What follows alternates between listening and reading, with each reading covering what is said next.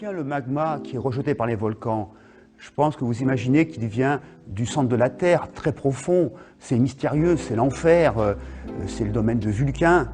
Effectivement, ce centre de la Terre, en fait, on le connaît mal. On n'y est jamais allé, même si Jules Verne a imaginé un voyage au centre de la Terre.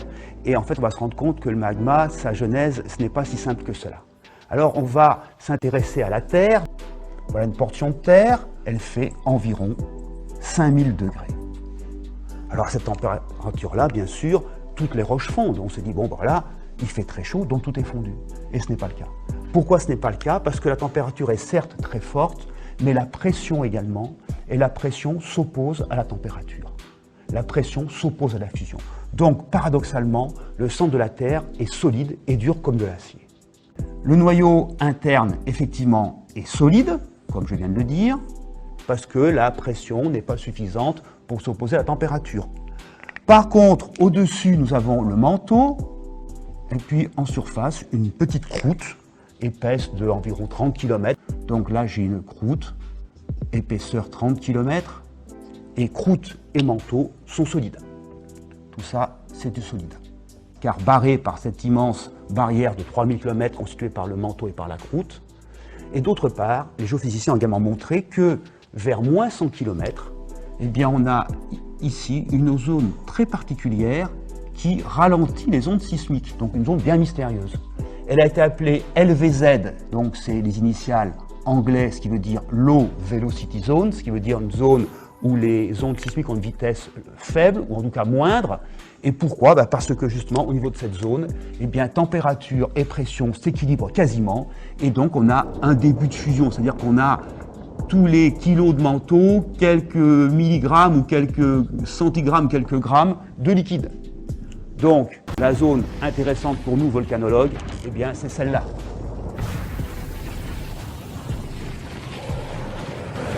La surface est à 4000 mètres au-dessus du fond. Il fabrique donc un premier socle qui constitue les fondations d'une véritable montagne. C'est cette LVZ, donc je vais grossir cette zone-là, et on va refaire donc un fragmentaire, mais en prenant en compte uniquement la partie externe au-dessus de la LVZ à moins 100 km. Donc toujours à peu près un tiers, la croûte à peu près à 30 km. Alors tout ça, cette croûte et le manteau supérieur s'appellent lithozone. Ici, bien, j'ai mon début de fusion. Et par endroit, on va dire un peu privilégié pour le magmatisme, eh bien, la température est un peu plus forte, ou la pression un peu plus faible, ou bien il y a d'autres anomalies. Et donc on a vraiment une fusion, c'est-à-dire une fusion partielle du manteau d'environ quelques pourcents et se forme un peu de liquide, du magma. Ce liquide, il est plus léger que l'encaissant, plus léger que la roche, et s'il y a quelques fractures géologiques, eh bien ce liquide va se mettre à monter. Oh, bien sûr, la montée ne va pas être facile, il va s'arrêter, il va être barré par des failles, il va reprendre, etc. Mais il va monter petit à petit, mais souvent au niveau de la limite croûte-manteau, il est bloqué parce que la géologie change, c'est une frontière naturelle, et donc le magma s'accumule. Alors soit il peut rester là, cristalliser et former des roches profondes appelées roches plutoniques, qu'on verra plus tard lorsqu'on aura une érosion suffisante, ou bien le magma stagne et forme dans une sorte de chambre magmatique, une forme parfois un peu en méduse. Voilà, donc la chambre magmatique, dans laquelle le magma séjourne, se repose, se transforme. Puis un jour, eh bien, le magma enfin va repartir, va remonter, peut-être qu'il va s'arrêter dans un petit réservoir, puis de là il repartira, il va sortir et enfin l'éruption a lieu, le magma jaillit, le volcan est né, et le trajet du magma, en fait, n'aura pris que 100 km, la distance Paris-Orléans. On pourrait comparer la structure de la Terre à celle d'une peau très fine et la surface sur laquelle nous vivons. On l'appelle la lithosphère.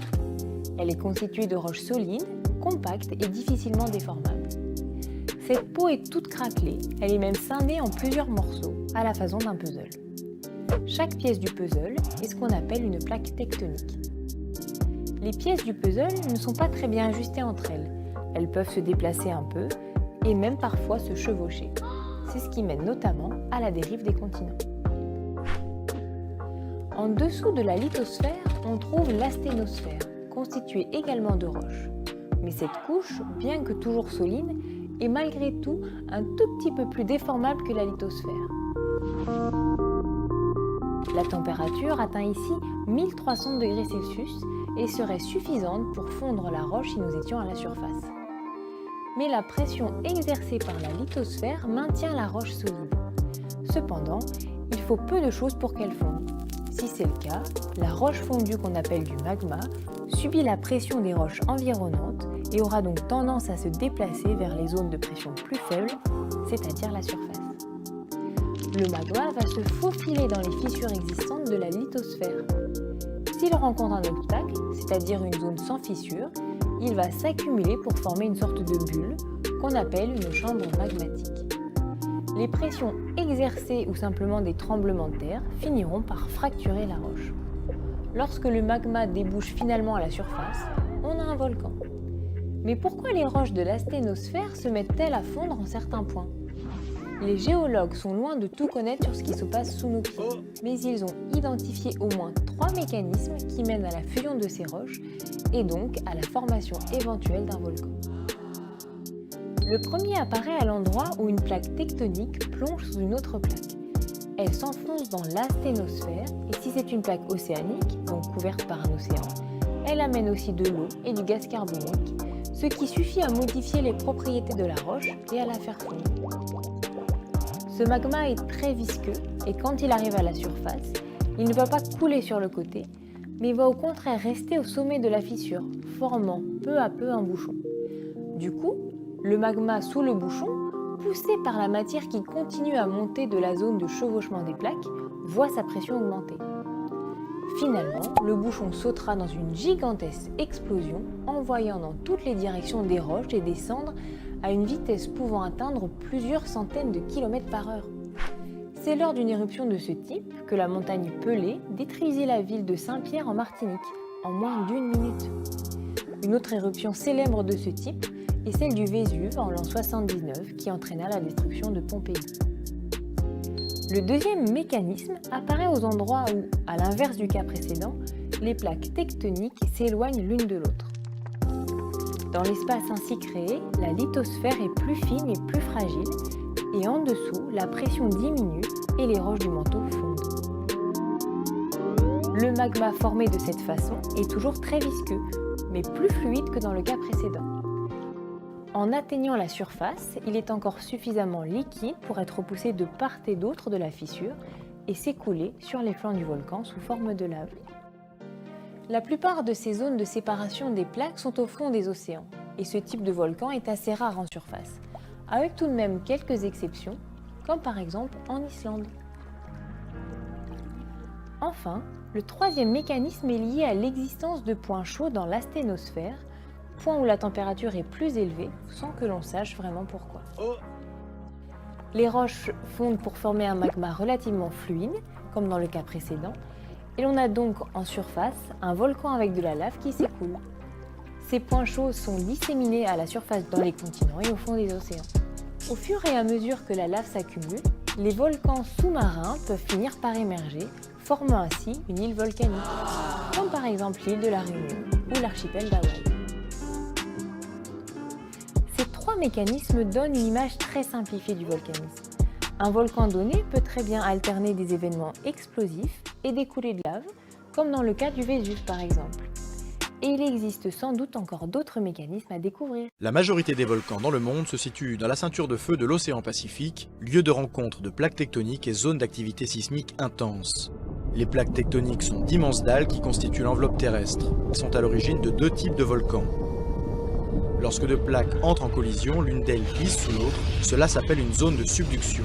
La pression et la chaleur font remonter le magma dans des fissures jusqu'à ce qu'il jaillisse à la surface sous forme de lave. C'est l'éruption volcanique. De la roche en fusion, des débris rocheux et des gaz sont expulsés du cratère principal ou d'un évent secondaire. D'autres plaques, au contraire, s'éloignent l'une de l'autre. On dit qu'elles sont divergentes. Le magma s'échappe de l'interstice et crée de la croûte neuve. Quand cela se produit sous la mer, des îles volcaniques peuvent être créées. Une activité volcanique peut aussi apparaître sous les plaques tectoniques, au-dessus de ce qu'on appelle les points chauds, lorsque du magma parvient à percer la croûte. On peut classer les volcans par degré d'activité, éteints quand ils n'ont pas connu d'éruption depuis des dizaines de milliers d'années, dormants en cas d'inactivité temporaire, actifs quand ils crachent régulièrement de la fumée ou de la lave. Voici des textes où la terre est imaginée reposant sur des piliers et inamovible. Psaume 93, 1, la Bible du semeur. C'est pourquoi la terre est ferme, elle ne peut vaciller. 1 Samuel 2.8. Car à l'Éternel sont les colonnes de la terre, et c'est sur elles qu'il a posé le monde. Isaïe 24.18. Car les écluses d'en haut s'ouvrent, et les fondements de la terre sont ébranlés. Job 38.6. Les piliers qui portent la terre s'enfoncent sur quoi? Qui a posé sa dernière pierre? Job 38.6. Dans 1 Samuel 2.8, de la poussière il retire le pauvre, du fumier il relève l'indigne, pour les faire asseoir avec les grands. Et il leur donne en partage un trône de gloire, car à l'Éternel sont les colonnes de la terre, et c'est sur elles qu'il a posé le monde. Job 9.6. Il secoue la terre sur sa base, et ses colonnes sont ébranlées. Psaume 75.3. La terre tremble avec tous ceux qui l'habitent. Moi, j'affermis ses colonnes. Le sens ordinaire du mot hébreu est représenté par Hamoud, qui désigne les colonnes d'un bâtiment, support de la toiture, par exemple dans Juge 16.25, le gros œuvre d'un édifice, exemple 1 Roi 7.2, 1 Roi 7.3, 1 Roi 7.6. Les piliers où sont suspendus draperies, tentures, tapisseries. Exemple, Exode 26.32. D'où les expressions qui se comprennent d'elles-mêmes. Colonne de fumée, colonne de nuée, de feu, de fumée. Cela nous rappelle étrangement la formation des volcans, les grandes cheminées qui se remplissent de nuées, de feu et de fumée. Exemple, Exode 13.21, Exode 14.24, Exode 19.18, Juge 20.40, Siracide 24.4, Sagesse 18.3. D'où l'emploi du mot dans l'antique croyance cosmogonique, suivant laquelle des colonnes auraient équilibre et stabilité à la terre.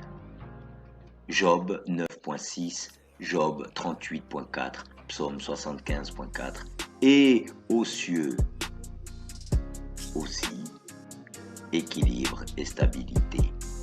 Job 26.11. Les piliers de la terre.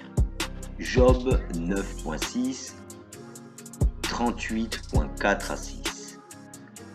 Où étais-tu quand je fondais la terre? Déclare-le, si tu le sais avec ton intelligence. Qui en a fixé les mesures? Le sais-tu? Ou qui a étendu sur elle le cordeau? Dans quoi ses bases sont-elles enfoncées? Ou qui en a posé la pierre angulaire?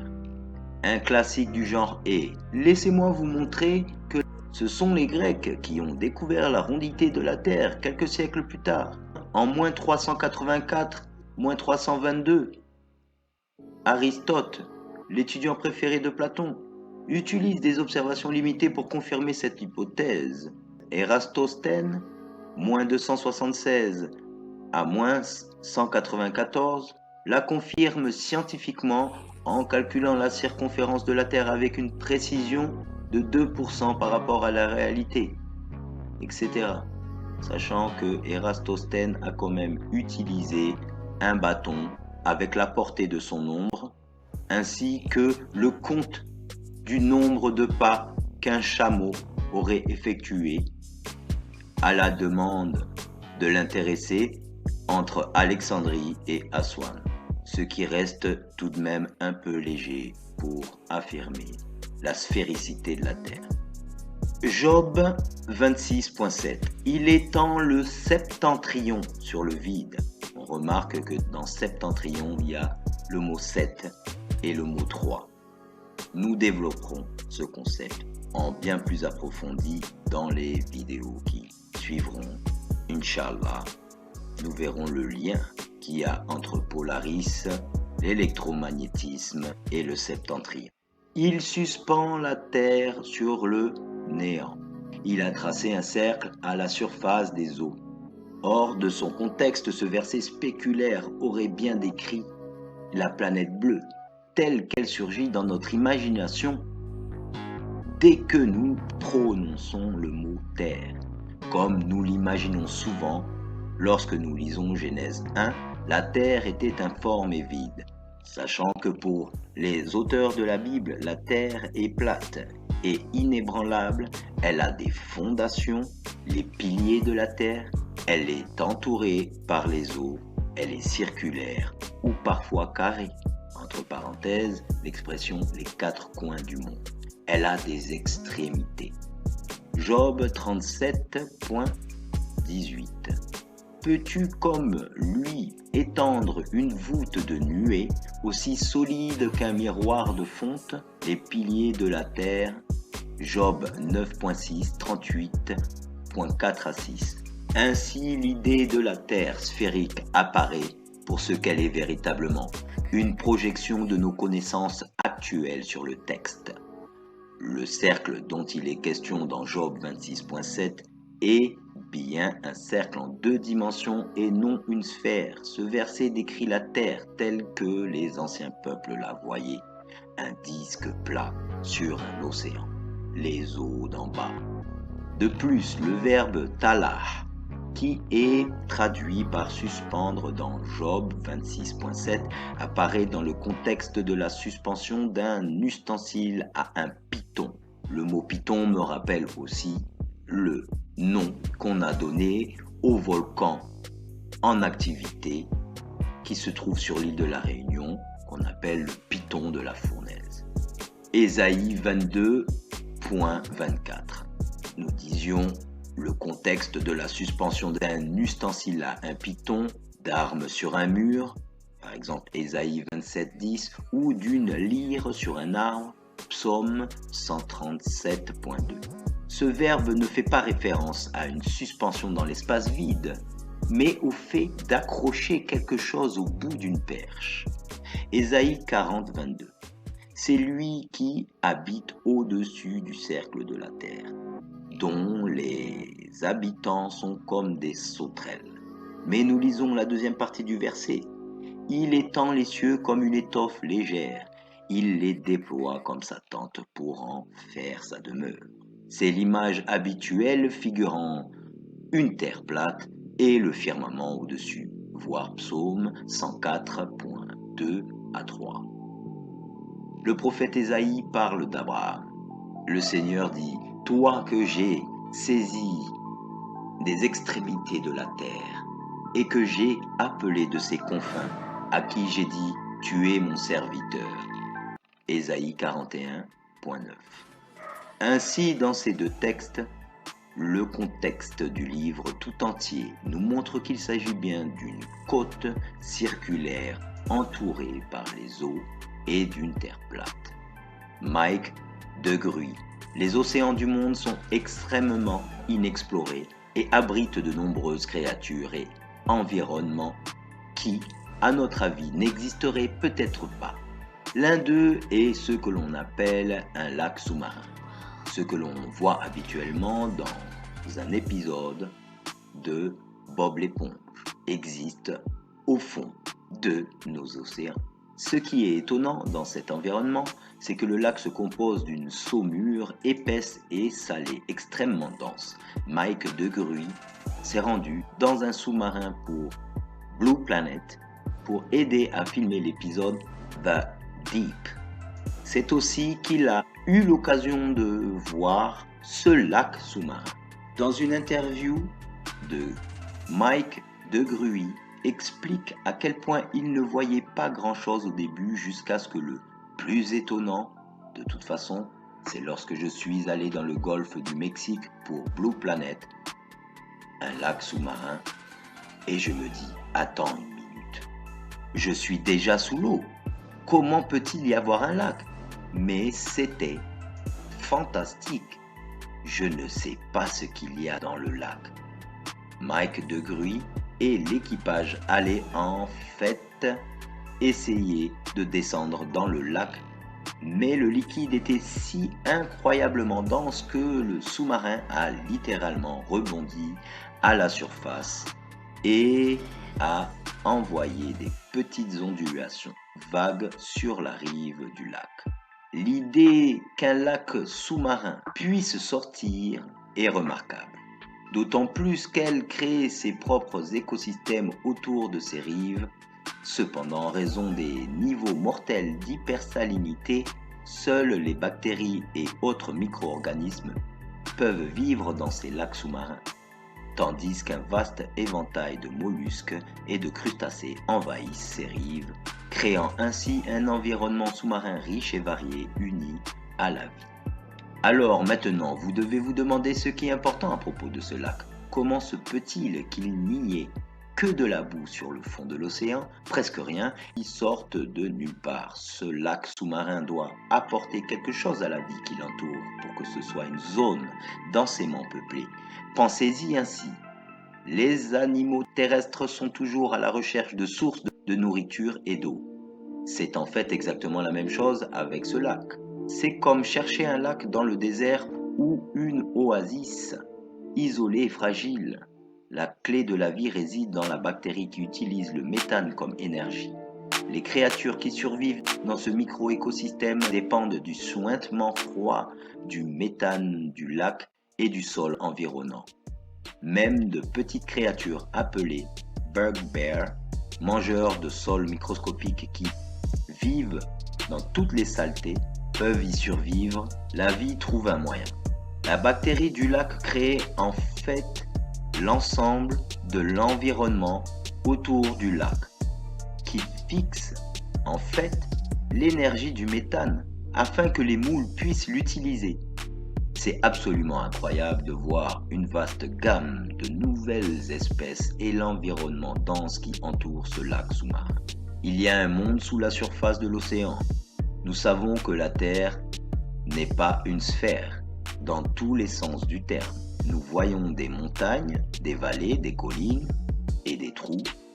Et le fond marin est un paysage tout aussi diversifié. Mais saviez-vous que dans certains endroits du fond de la mer, comme dans le golfe du Mexique, il y a même des lacs et des rivières sous-marins? Comment est-ce possible? Ces lacs et ces rivières se forment lorsque l'eau de mer s'infiltre à travers d'épaisses couches de sel présentes sous les fonds marins. Lorsque l'eau s'infiltre, elle dissout la couche de sel, la faisant s'effondrer et formant des dépressions. Le sel dissous rend l'eau plus dense et comme elle est plus dense que l'eau qui l'entoure, elle se déposera dans les dépressions formant une rivière ou un lac. Ces lacs et rivières sous-marins peuvent avoir une largeur de quelques pieds et une longueur de quelques miles. Ils sont même très semblables aux lacs et aux rivières sur Terre, avec des rivages, des surfaces, même des vagues. Et il y a même des créatures qui aiment traîner au bord de ces lacs. On trouve des vastes champs de moules le long des rives de certains de ces lacs. Mais ils ne sont pas exactement au soleil. Aussi loin sous la surface de l'océan, la lumière du soleil est extrêmement difficile à trouver. Comme nous le savons, la lumière du soleil joue un rôle extrêmement important dans la chaîne alimentaire terrestre. Mais jusque-là, des organismes comme ces moules ont des adaptations qui leur permettent de tirer leurs nutriments de bactéries capables de convertir le méthane et d'autres produits chimiques contenus dans l'eau salée en énergie. Bien que nous ayons parcouru un long chemin dans notre compréhension de l'océan, la plupart des endroits sont encore inexplorés et de nombreuses questions restent sans réponse. Le fleuve sous-marin de la mer Noire est un courant d'eau particulièrement saline qui traverse le détroit du Bosphore et longe le fond marin de la mer Noire. La découverte de la rivière, annoncée le 1er août 2010, a été réalisée par des scientifiques de l'université de Leeds et est la première du genre au monde. La rivière sous-marine provient d'une eau salée qui se déverse de la mer Méditerranée à travers le détroit du Bosphore et se jette dans la mer Noire, où la teneur en sel de l'eau est plus faible. Les scientifiques ont précédemment découvert des canaux longeant les fonds océaniques basés sur le balayage sonar. L'un des plus importants va de l'embouchure de l'Amazone à l'océan Atlantique. Bien que l'on soupçonne que ces canaux pourraient fonctionner comme des rivières, ce n'est que lors de la découverte du fleuve de la mer Noire que ce soupçon a été confirmé. En raison de la puissance de l'imprévisibilité de ces flux, ils ont été difficiles à explorer directement. Une équipe de scientifiques dirigée par Jeff Pickard et Daniel Parson de l'université de Leeds a collaboré avec des scientifiques de l'université de Southampton, de l'université Memorial de Terre-Neuve et de l'Institut turc des sciences de la mer. L'équipe s'est servie de l'Autosub 3 du Natural Environment Research Council, un véhicule sous-marin autonome en forme de torpille de 7 mètres pour se rapprocher le plus possible du courant. La rivière mesurait 60 km de long, 35 mètres de profondeur et 0,97, soit près d'1 km de large. Bien que plus petit que le canal de l'Amazone, le fleuve sous-marin transportait toujours 10 fois plus d'eau que le Rhin. Il circule à une vitesse de 4 miles à l'heure avec une vitesse de 22 000 mètres cubes par seconde. S'il s'agissait d'une rivière de surface, il se serait classé au 6e rang des plus grandes rivières du monde. La rivière contenait des caractéristiques typiques des rivières de surface, telles que les berges des rivières, les plaines inondables, les cascades et les rapides. Une différence majeure réside dans le fait que la rivière sous-marine, lorsqu'elle contourne une courbe, évolue dans des courants qui tournent dans le sens opposé à ceux de la terre ferme. La découverte devait avoir une grande incidence sur l'étude de la biologie marine, du changement climatique et de la formation géologique. De plus, les informations obtenues pourraient être utiles aux compagnies pétrolières intéressées par l'exploitation de ressources sous-marines de pétrole et de gaz naturel. La nature peut être parfois étonnante, et notamment les fonds marins qui recèlent de mystères encore inconnus de l'homme. Récemment, des scientifiques ont découvert dans le golfe du Mexique un lac sous l'eau. Oui, un lac sous-marin, chose extrêmement rare. C'est en fait un mélange de saumâtre d'eau salée et de sulfure d'hydrogène. Il est beaucoup plus dense que l'eau salée et coule au fond de l'eau, formant une séparation bien distincte. Ce lac a été surnommé le jacuzzi du désespoir. Ce surnom lui vient de ses eaux très meurtrières. En effet, l'eau est hautement concentrée en méthane et hydrogène. L'eau y est 3 fois plus salée que l'eau qui l'entoure et est très toxique. Quiconque s'y aventure meurt, comme le prouve le lit de cadavres de ces eaux. Seuls quelques organismes peuvent y vivre, comme les éponges de mer ou les bactéries.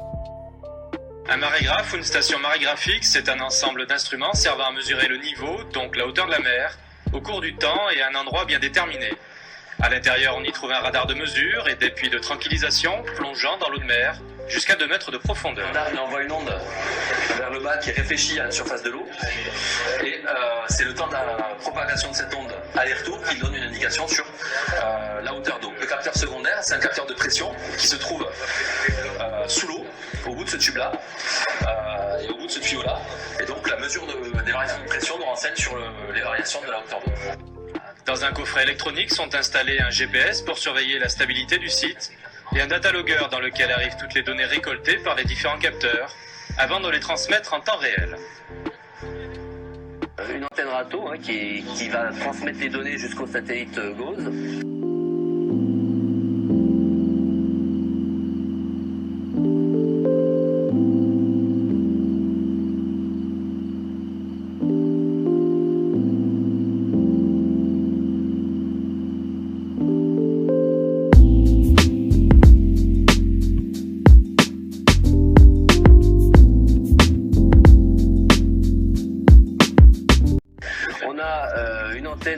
une antenne GPS GPS qui permet d'avoir le positionnement. Et on a également une petite antenne GPS qui, elle, permet d'avoir le temps. Et puis bon, à côté de ça, on a bien évidemment donc des panneaux solaires pour l'alimentation. L'archipel guadeloupéen compte pour l'heure 3 marégraphes. Il y a celui de la Désirade, situé sur l'embarcadère de Beauséjour. Il y a également celui de Pointe-à-Pitre, situé à l'entrée de la marina de Bas-du-Fort. Ces 3 centres marégraphiques envoient leurs données directement via Internet, donc en temps réel, à l'Observatoire volcanologique et sismologique de la Guadeloupe, qui est situé, lui, à Gourbert. En local, donc, l'Observatoire conserve une copie des informations. Le traitement, lui, se fait instantanément à partir du centre d'alerte du Pacifique. Les données sont envoyées en temps réel au centre d'alerte tsunami qui se trouve actuellement à Hawaï. Les données sont traitées par Hawaï et c'est Hawaï qui diffuse les informations à chaque pays ensuite qui sont concernés par la vague s'il y a lieu. Comme tout système d'alerte au tsunami, il y a une composante donc qui va être donc la détection de la source et qui va se faire à partir du réseau sismologique ou de plusieurs réseaux sismologiques. Et puis ensuite, on va avoir donc effectivement notre réseau de marégraphes. Grâce au projet Tuareg, cofinancé par le Fonds européen de développement régional, le marégraphe 2D fait partie des 109 marégraphes du réseau Amérique centrale, disposés principalement autour de la plaque tectonique dite Caraïbes. Ces stations marégraphiques participent au système d'alerte au tsunami, dont les données récoltées une fois traitées sont mises en ligne notamment sur le site de l'IOC, celui de la Commission océanographique intergouvernementale. La fosse des Mariannes est la fosse océanique la plus profonde actuellement connue et est l'endroit le plus profond de la croûte terrestre. Elle est située dans la partie nord-ouest de l'océan Pacifique, à l'est des îles Mariannes. Le point le plus bas connu se situerait, selon les relevés, à 10 971 mètres, tout en sachant que le record de 11 500 mètres est encore détenu par Jacques Picard avec le bathyscaphe. Et ce qui est étrange, c'est le fait que l'on dit qu'une douzaine d'hommes auraient atteint la Lune, mais seulement 3 sont allés dans les profondeurs des océans. En réalité, nous ne connaissons quasiment rien du fond des océans. En tout cas, à ce jour, la fosse des Mariannes est habitée par des organismes dits piésophiles. Ils y vivent malgré des pressions atteignant 1100 fois l'atmosphère. Les organismes piésophiles ou barophiles sont des êtres vivants qui ne peuvent vivre qu'en pression hyperbare, à des pressions très élevées, comme les bactéries et plus particulièrement les archéae vivant dans les grands fonds océaniques. De nouveaux vertébrés, invertébrés et micro-organismes, surtout les prokaryotes, sont trouvés là où la pression dépasse souvent les 380 atmosphères.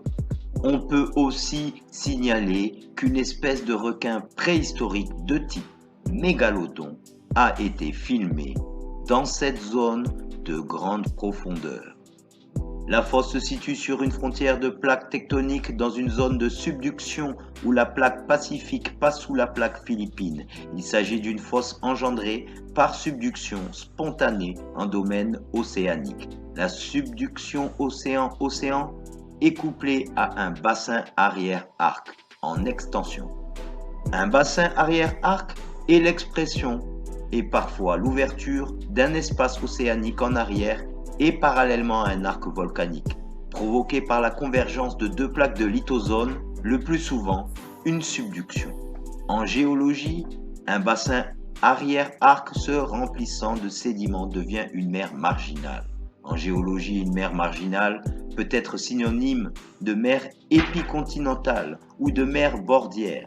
Dans un contexte géologique, une mer marginale ou bassin marginal est un bassin arrière-arc rempli. C'est donc une mer située sur une marge active, comprise soit entre un arc insulaire et un continent, soit 2 arcs insulaires. Elles sont créées par la subduction de la lithozone océanique sous une autre lithozone océanique. La lithozone continentale qui forme l'arc insulaire n'étant pas assez épaisse pour remplir son rôle classique dans une subduction lithozone océanique, lithozone continentale.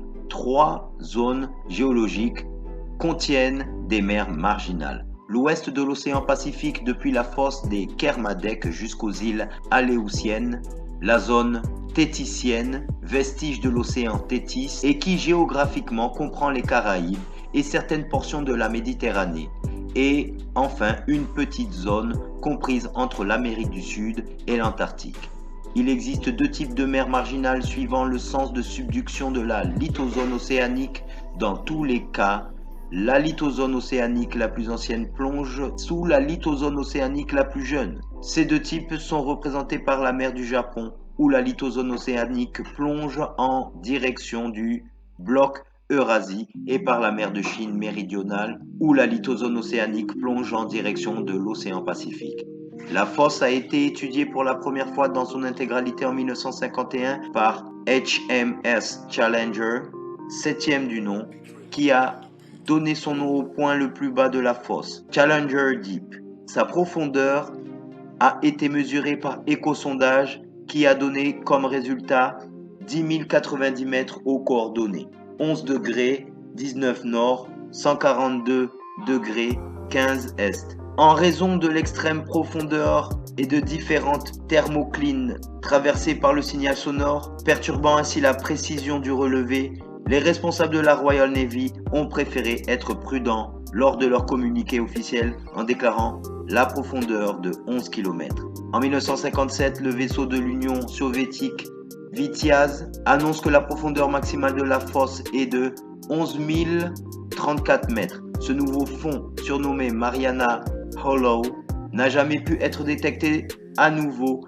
En 1962, le Spencer F. Baird enregistre 10 915 mètres comme profondeur maximale, suivi en 1984 par les Japonais à bord du Takuyo, qui relève une profondeur de 10 924 mètres. Le 24 mars 1995, la sonde sous-marine japonaise Kaiko relève une profondeur de 10 911 mètres. Le 31 mai 2009, le ROV Nereus atteint une profondeur d'environ 10 902 mètres.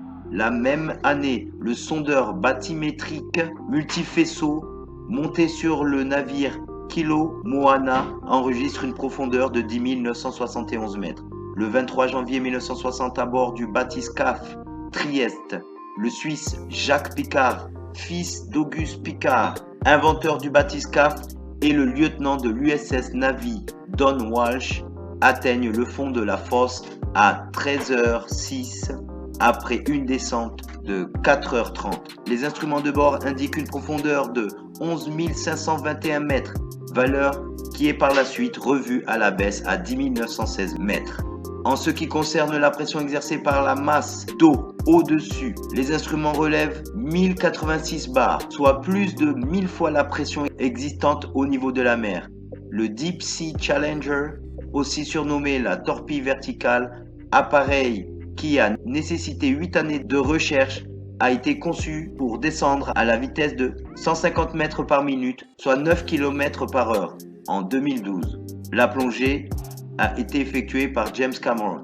Il lui a fallu 2 heures et 36 minutes pour la descente. La remontée, plus rapide que prévu, a pris 70 minutes. Enfin, en mai, l'entrepreneur américain Victor Vescovo plonge dans la fosse et atteint 1928 mètres, battant le record de la plongée la plus profonde. Il y aurait un immense océan dans les entrailles de la Terre. Oui, et il serait tellement immense qu'il pourrait contenir autant d'eau que tous les océans réunis. Info qui a été publiée le 12 mars 2014 dans la revue Nature. Des géologistes de l'université d'Alberta annoncent avoir trouvé la preuve de présence d'eau à 500 km de profondeur. Un petit diamant de 5 mm bourré d'impuretés trouvé au Brésil. Cette petite pierre, pas si précieuse, renferme une surprise géologique de taille. Elle renferme quelques microns de ringwoodite. La ringwoodite est un minéral qui a la capacité d'enfermer des molécules d'eau. C'est Ted Ringwood qui a émis en premier la théorie qu'il existerait une couche entre 400 et 600 km de profondeur, très riche en olivine et en eau. Pour appuyer sa théorie, il a reconstitué en laboratoire les températures et les pressions extrêmes qui règnent dans les entrailles de la Terre et des chercheurs sont parvenus à transformer l'olivine en un cristal qu'ils baptisèrent ringwoodite, en hommage à Ted. La ringwoodite a été synthétisée en laboratoire et elle a même été découverte dans des météorites. Entre parenthèses, si des molécules d'eau seraient emprisonnées dans de la ringwoodite, dans des météorites, ce serait en accord avec les eaux d'en haut mentionnées dans les Écritures et cela correspondrait aux différentes couches d'hyperfluides qui composent les terres au-delà de l'atmosphère. Ainsi, ce que l'équipe du docteur Graham Pearsons a découvert, c'est le premier cristal de ringwoodite naturel provenant des entrailles de la Terre. Et en plus, il contient de l'eau, et en quantité importante pour un cristal soumis à des pressions si extrêmes. La théorie veut que cette couche, située entre 400 et 600 km de profondeur, contienne 60% de ce cristal, ce qui représenterait la même quantité d'eau que tous les océans réunis. Pour récupérer l'eau présente dans ce cristal de roche, il suffit de le chauffer à pression ambiante et on obtient de l'olivine et de l'eau.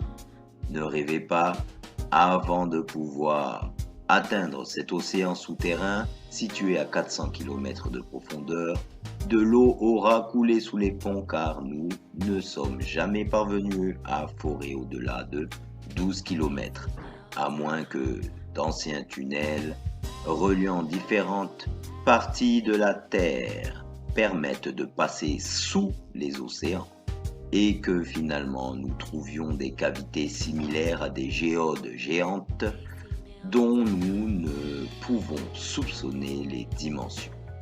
La mine de Naica est une mine située à proximité du village de Naica, dans l'état du Chihuahua, Mexique, connue pour ses extraordinaires cristaux de sélénite, une variété de gypse. La mine de Naica est une mine de plomb, de zinc et d'argent. À ces grottes, depuis les galeries de la mine de Naica est strictement réglementée. La mine de Naica est située sur une ancienne grande du monde, le plus long atteignant 11 mètres à la seconde à Naica pour exploiter la mine. Dès que l'exploitation minière s'arrêtera, les pompes seront coupées et la grotte sera de nouveau envahie d'eau et la croissance des cristaux reprendra. Les eaux d'infiltration les suggèrent qu'à cette époque, la flore de surface était tout à fait différente du désert actuel. À l'intérieur de la grotte, en forme de fer à cheval, il règne une température de 44 degrés Celsius et une humidité relative proche de 100%. L'humidité extrême double le ressenti de chaleur. De ce fait, sans équipement spécial et adapté, un homme ne peut y rester plus d'une dizaine de minutes. Les scientifiques ont dû concevoir des tenues spéciales pour pouvoir explorer les grottes. Ils doivent d'abord revêtir de multiples combinaisons qui résistent à la chaleur, dont une contenant des tubes remplis d'eau gelée. Ils doivent aussi porter un masque à gaz relié à un gros sac à dos. L'air qui y est propulsé est réfrigéré grâce à de la glace. La présence du masque est indispensable car l'eau à l'état gazeux, contenue dans un air saturé à 44 degrés Celsius, se condenserait dans les poumons là où la température du corps est plus faible, proche de 37 degrés Celsius. Le point de saturation dépend de la température, c'est le même phénomène qui provoque la buée ou la rosée. La condensation d'eau dans les poumons peut rapidement créer une gêne respiratoire. Avec cet équipement, les explorateurs peuvent parcourir la grotte pendant environ 50 minutes. Les cristaux se sont formés il y a environ 500 000 ans, ce qui est une date géologiquement récente. Cette jeunesse géologique permet donc de mieux comprendre comment des cristaux tels que ceux-ci se forment et permet d'étudier précisément la croissance des cristaux se trouvant dans la grotte, avant que le temps et d'autres phénomènes n'aient pu les altérer.